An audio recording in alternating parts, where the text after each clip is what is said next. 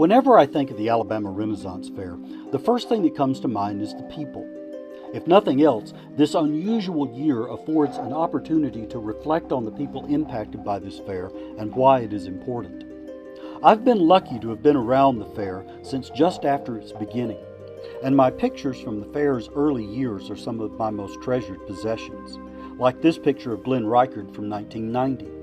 The fact that one sees pictures upside down in a camera obscura is a perfect metaphor for our world having been turned upside down in so many ways. And it's funny the memories those pictures bring to mind. This girl was a member of the Society for Creative Anachronism in Huntsville. Their shire came to serve at the feast in 1991 and 1992. This picture is from the 92 feast, and even though she served the table next to mine both years, I never even thought to ask her name. Of all the pictures I took early on, this one is my favorite. Again, I have no idea who this girl is. This picture was taken late in the day on Sunday of 1993. I saw her really good costume and asked if I could take a picture. Without saying a word, she climbed up on the bench, struck this pose.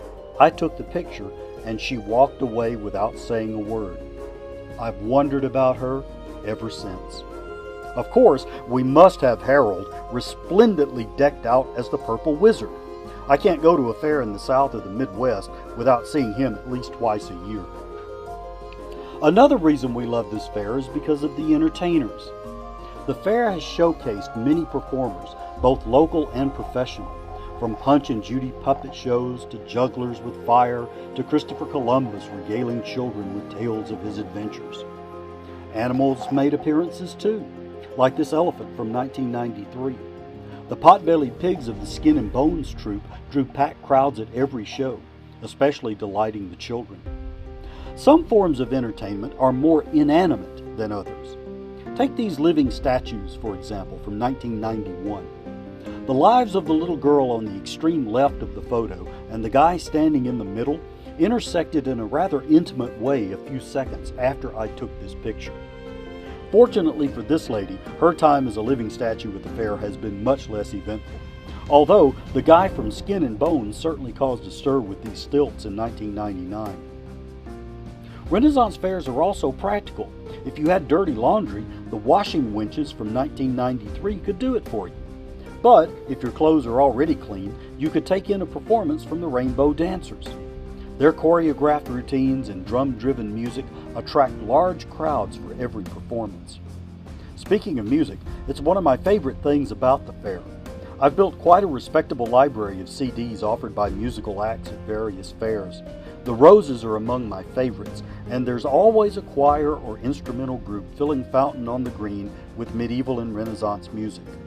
What's special is when musicians who were strangers meet at the fair and develop an almost instant rapport. Some of the more unusual instruments that have appeared at our fair are the glass harp, bagpipes, dulcimer, hurdy-gurdy, and wind instruments of all types. Of course, there's always something to eat at the fair. Though Fountain on the Green won't be crowded on October 24th and 25th like it was in 2017, the virtual fair will still allow people who love the fair to gather and interact.